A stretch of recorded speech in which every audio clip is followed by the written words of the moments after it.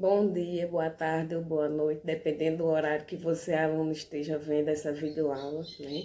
Como vocês todos já sabem, inicia-se, né, nossa jornada de videoaulas e vou iniciar onde eu parei, né? Que foi na unidade 2, né? Do primeiro livro, que fala sobre máquinas elétricas e eletromagnetismo, né? Que foi o primeiro tópico. Essa videoaula vai abranger das páginas 34 à página 40, certo? Então, você aluno aí do oitavo A e B, vamos acompanhar, né? Na primeira página, na página 34, né? Que é a introdução, que fala um pouquinho aí de máquinas elétricas, tem até uma gravura aí de várias bicicletas elétricas, né? Um exemplo de máquinas elétricas. Existem 4 tópicos iniciais de pontapé, né, para a gente iniciar esse assunto. Primeiro tópico: quais os benefícios você vê no uso de bicicletas elétricas para deslocamentos urbanos, né? Que a gente pode dizer aí, né, que a gente espera de alunos, são diversas respostas.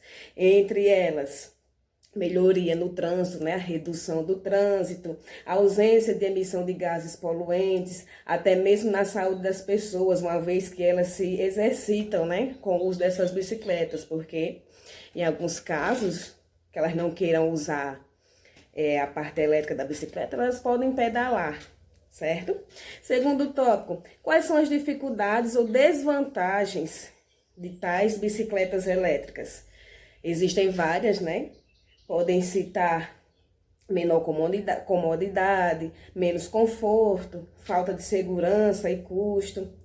Até mesmo o desgaste, né? O descarte, quer dizer, errado das baterias, que podem acarretar prejuízo ao meio ambiente. Muita gente não sabe como descartar baterias, né? Quando essas bicicletas são fabricadas em grande escala, o número de baterias produzidas é gigantesco e seu descarte também. Então, tem que ver isso aí também. Tópico 3. A proposta de compartilhamento de bicicletas elétricas é viável para a sua comunidade? Enfim, isso aí é com você. Você acha que o uso de bicicletas elétricas, né, que não usam combustíveis fósseis, por exemplo, é viável para a sua cidade, para a sua comunidade, para o seu bairro, para a sua cidade? Isso é com você, aluno. Do mesmo jeito que o tópico 4. O uso de máquinas elétricas é sempre melhor do que as outras opções? Você acha que máquinas elétricas é melhor do que máquinas que usam combustíveis fósseis, por exemplo? Enfim, quando a gente fala de máquina elétrica, está intimamente ligado com eletricidade, não é isso? Hoje em dia nós vivemos com eletricidade no nosso dia a dia constantemente. Nós não conseguimos viver mais sem ela, porém, uma das dificuldades das máquinas elétricas, né, para chegar 100% da humanidade é que muitas pessoas não têm acesso à eletricidade, né, o que nós chamamos de pobreza energética. Muita gente vive na pobreza energética, tem gente que não tem acesso à eletricidade. Por mais que nós estamos vivendo aí na modernidade, muitos ainda não têm acesso à eletricidade, né? Apesar de nós temos exemplos aqui na nossa cidade, a geração de energia elétrica está crescendo cada vez mais. Nosso exemplo aqui, né? Eólica, solar. Isso é que a gente chamamos de produção, geração de energia elétrica. Apesar de muita gente não ter acesso, essa geração de energia está crescendo cada vez mais, devido até à necessidade, né? Está crescendo. E quando a gente fala de geração de energia em grande escala, a gente vem para um ramo da ciência que trabalha justamente isso, geração de energia elétrica em grande escala, que é o ramo que nós chamamos de eletromagnetismo, né? A junção da eletricidade com o magnetismo. Quando a gente fala em magnetismo, a gente deve lembrar que magnetismo já vem lá da antiguidade, iguais os princípios elétricos, né? Com a descoberta de um mineral que atraía certos objetos esses que nós chamamos de ferromagnéticos, né? Como o ferro, que nós chamamos hoje de ímãs. Então, a descoberta do magnetismo veio com a utilização dos ímãs, né? De um mineral, né, que surgiu na natureza, que nós temos até hoje, chamado magnetita, Magnetita é um mineral que nós chamamos de de ímã natural, porque nós encontramos ele na natureza, certo? A magnetita é um mineral magnético formado por óxidos de ferro. E nós encontramos na natureza, por isso que nós chamamos ele de ímã natural. Quando nós classificamos ímãs, existem os ímãs naturais e os ímãs artificiais, né? O natural, como eu já citei, é aquele que nós encontramos na natureza, a magnetita. O artificial, o próprio nome já diz, não é natural, é feito pelo homem, né? Os ímãs artificiais são aqueles que adquirem propriedades magnéticas depois de interagir com outros ímãs. Esse processo é denominado de imantação. É quando um objeto qualquer, ferromagnético, que não possui nenhuma propriedade magnética, ao interagir com o ímã, adquire essa propriedade magnética momentaneamente, certo? E não permanente como um ímã natural. Existem, quando a gente fala de imantação, né, que é fazer com que um objeto ferromagnético se transforme em ímã momentâneo, existem 3 tipos de processo. Quando a gente fala de imantação, existe a imantação por atrito, a imantação por indução magnética e a imantação por corrente elétrica. Quando a gente fala de imantação por atrito, o que seria você imantar um objeto ferromagnético para que ele se torne um ímã momentâneo? Como é que seria isso? Imantação por atrito é quando o material é atritado em um único sentido com um ímã. Com isso, os elétrons que compõem o material estarão orientados para o mesmo sentido e momentaneamente o material comporta-se como ímã, como está aí na gravura, né? Uma pessoa pega um ímã, passa por uma agulha normal que vocês têm em casa, em uma direção apenas. Por um momento, momentaneamente, essa agulha adquire propriedades magnéticas, se tornando um ímã momentâneo, claro, não permanente. Segundo processo de imantação, por indução magnética. É quando o material é deixado por um certo tempo próximo a um ímã e ele se torna momentaneamente um ímã. Você pega um objeto ferromagnético, pode ser também uma agulha, deixa ele próximo a um ímã. Próximo, vocês não precisam encostar, certo?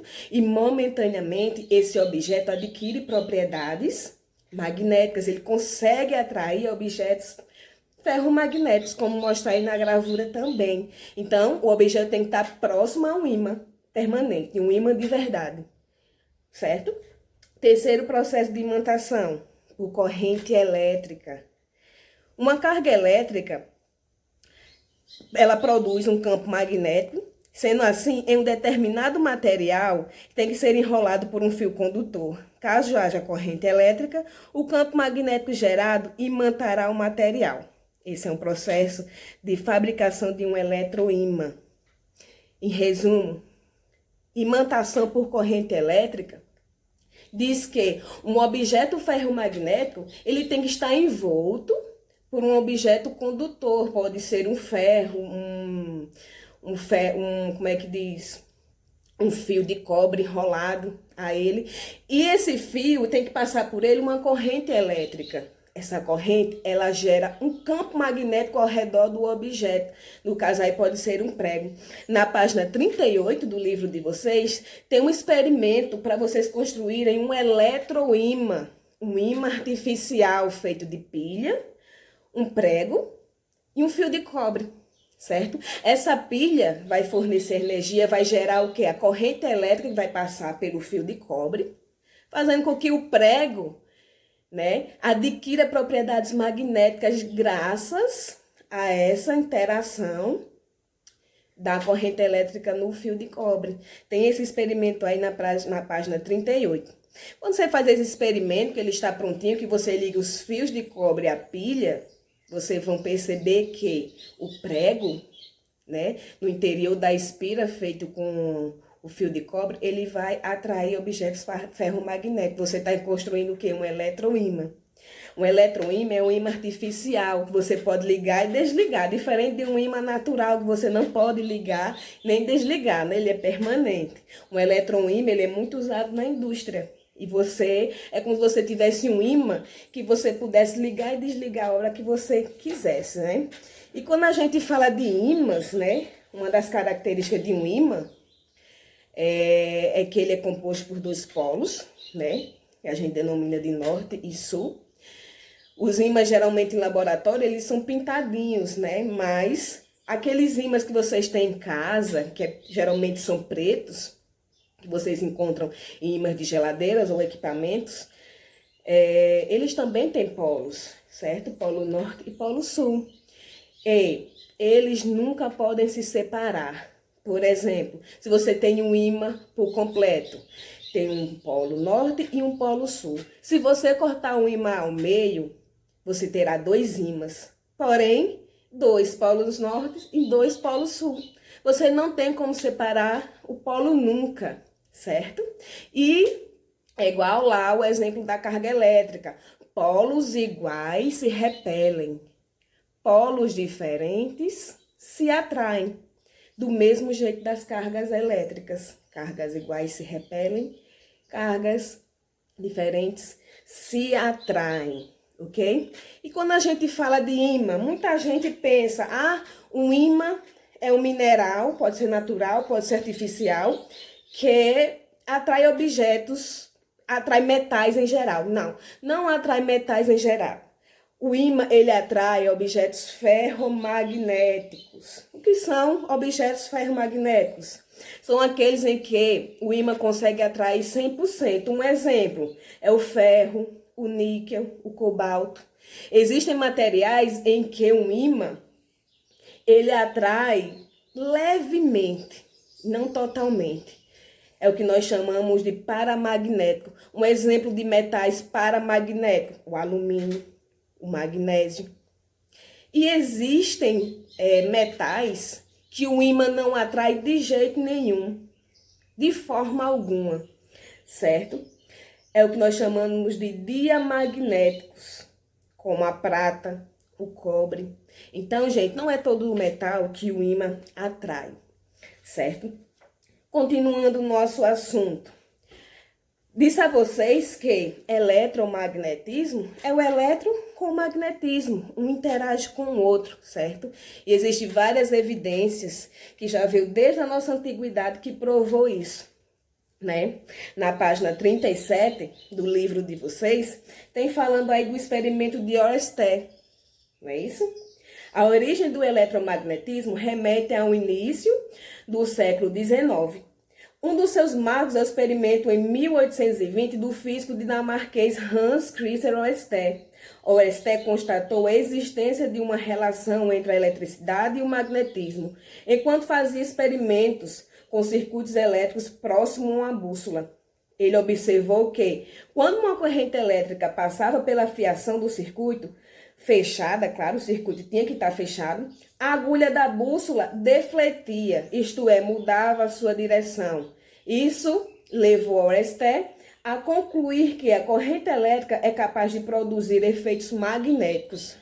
Esses fenômenos, né, observados pela interação de características elétricas e magnéticas, dá-se o nome de eletromagnetismo. Então, isso foi um experimento de Oersted, no qual ele fez, né? Ele pegou um circuito fechado, ou seja, uma fonte que gera energia, um circuito. Quando ele ligou esse circuito, começou a gerar e a passar corrente elétrica próximo a uma bússola, a agulha da bússola defletia, ou seja, ela mudava a sua direção. Ou seja, ele constatou que a corrente elétrica interage magneticamente, né? Outro experimento que evidenciou também a interação do magnetismo com a eletricidade foi o experimento de Faraday, né? A observação do Oersted de que uma corrente elétrica produz efeitos magnéticos foi complementada mais tarde pelos experimentos do inglês Michael Faraday.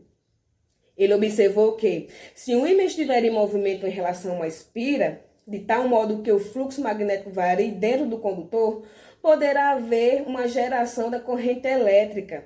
Esse fenômeno é chamado de indução eletromagnética, ou seja, o experimento de Faraday consistia em uma espira, na qual um ímã entrava e saía, gerando assim um campo elétrico, né? Uma variação do campo elétrico e uma geração de energia.